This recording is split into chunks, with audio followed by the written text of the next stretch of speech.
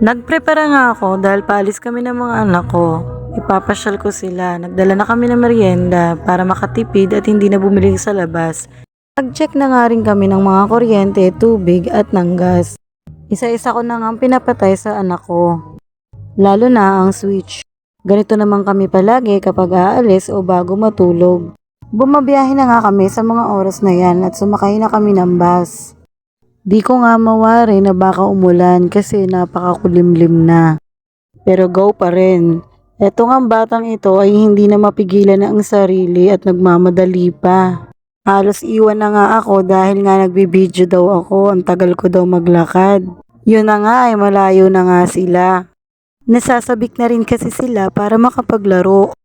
Dahil nga sa bagyo ay hindi sila nakalabas. Pero kahit wala namang bagyo ay hindi naman talaga silang lumalabas. Tignan mo nga at pakit pa pag may camera. Sinusundan ko na nga lang sila dahil sila naman ang masusunod.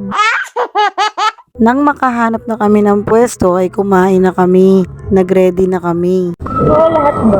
Ito ang ulam namin. Tapos may pansit. At yung niluto ko kanina.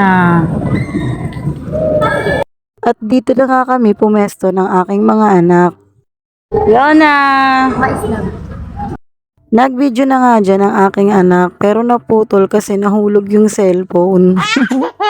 At meron nga akong nakitang pusa dito. Hi, Kobe! Nakamukha nga ng pusa namin na si Kobe. Namiss ko tuloy siya. Pagkatapos nga namin kumain ay dumiretso na sa palaruan itong mga batang ito at hindi mo nga talaga mapigilan. Lalo na itong si Yona kung saan saan talaga to sumusulpot. Hindi mo na lang bigla makikita at bigla na lang mawawala. Kaya ang hirap mag-alaga ng mga batang kasing edad ng ganyan. Lalo na pag ganitong aalis kayo. Kailangan mong tutukan buong oras kasi bigla na nga lang yan nawawala si Yona. Pero buti naman at hindi siya iniiwan ni Nathaniel kahit saan sila magpunta ay palagi silang magkasama dyan. Tignan mo nga kung ano-ano na namang exhibition ang ginagawa nitong batang ito.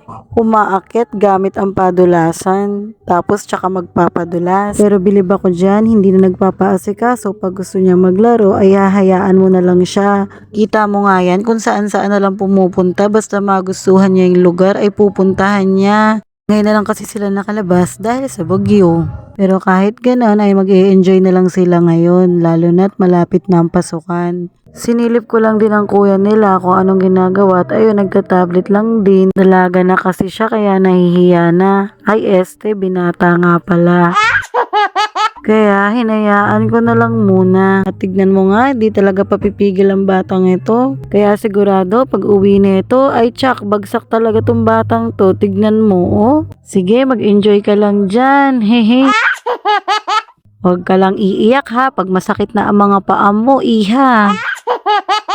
At tiyak, magpapakarga ka na naman pag uwi. Naku po, okay lang yan. Ang mahalaga, nag-enjoy kayo at nag-enjoy ka baby girl ko kasi nga gustong gusto ko nga na maglaro kayo dito. Para naman ma-enjoy mo ang buhay pagkabata. Syempre, pag malalaki na kayo, hindi nyo na rin to mararanasan. Dahil darating ang panahon ay mag-iiba na ang mga kanya-kanyang buhay ninyong magkakapatid. Sa ngayon, habang bata pa kayo ay enjoy nyo muna ang buhay. Ako man din ay gusto kong bumalik sa pagkabata.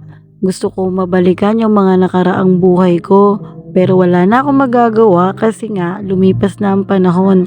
Ngayon sa inyo naman ako nakatutok at kayo naman ang gagabayan ko. Yay! Oh, tignan nyo na naman si Yona. Nag-aaya pa rin kahit na malapit na kaming umuwi. At malapit na ngang umulan. Siya nga pala mga B, pasensya na kayo sa background ko at may konting kasiyahan lang. Birthday kasi ngayon ng biyanan kong lalaki. Happy birthday tatay. Sana'y masaya ka po ngayon sa langit. Po, yung batang walang kapaguran. Gusto pa maglaro. Babalik ba yan? Nagyayaya pa. At yun na nga ay umulan bago kami umuwi. Pero pauwi na kami dyan. Bye-bye! Sabay ka na. Mukhang wala na nga sa mood ang bata at ayun, bagsak na nga pag uwi namin ng bahay. Sabi ko na nga ba.